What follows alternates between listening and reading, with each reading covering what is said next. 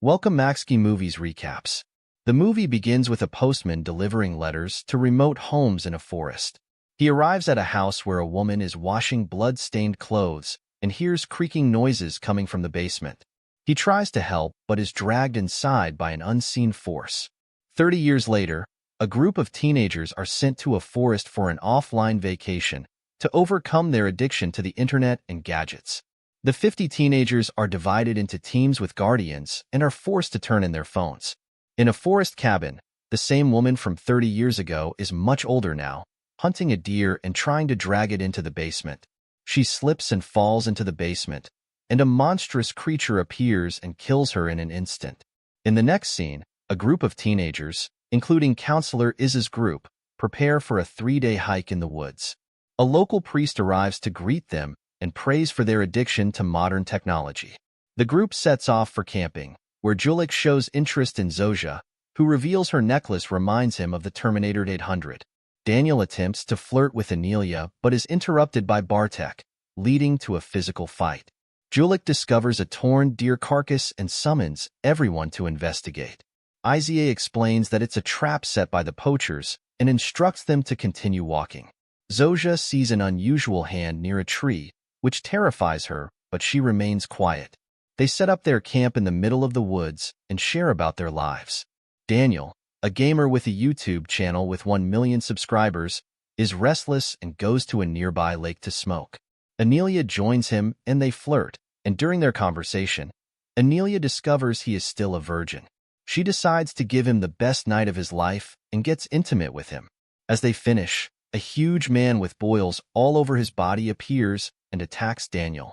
He eventually kills him by repeatedly slamming his body against a tree. Zosha's family is involved in a fatal accident, and they are left searching for Daniel.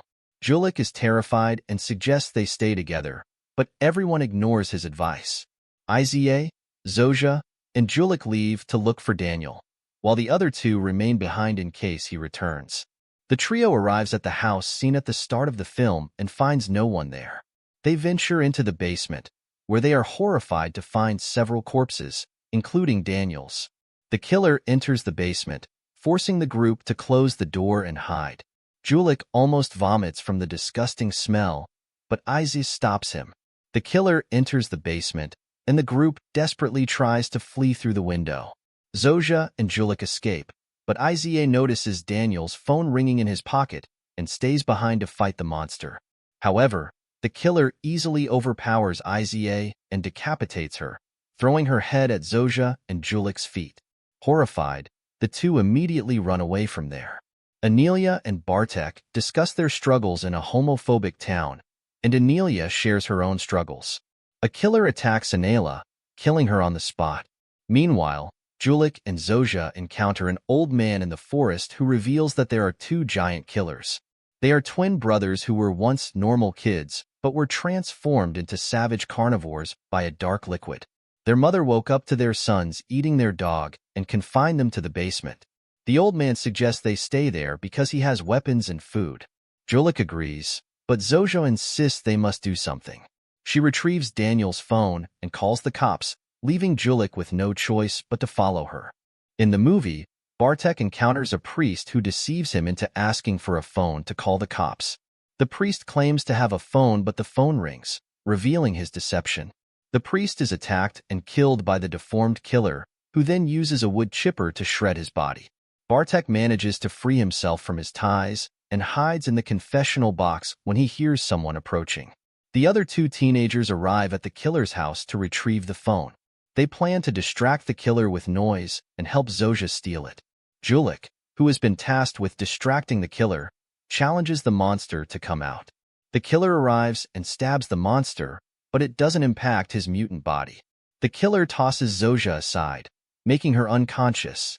Zosha dreams of an accident involving her family, where she witnesses her father being gravely injured. She awakens in the basement and finds herself chained, with Julik near, badly injured with a knife stabbed into his abdomen. She pulls Daniel's phone from her pocket, but it runs out of battery and turns off. Feeling helpless, Julik asks her to finish him off, saying he can't bear the pain anymore. Zojia uses a giant machete to stab the monster until it stops moving. She runs away, and the old postman finds Bartek's corpse, who had escaped the killer's clutches. Zojia runs through the forest for hours and finally meets a policeman who embraces her. They drive away but encounter one of the killers lying on the road. The cop assumes someone is dead and attempts to shoot, but the killer chops him with an axe, resulting in a painful death. He then gets on top of the car, attempting to stab Zojia. However, she manages to reach the driver's seat and start the car in the nick of time, tossing the monster to the ground. In the final scene, two drunkyards come across the monster lying on the road at night.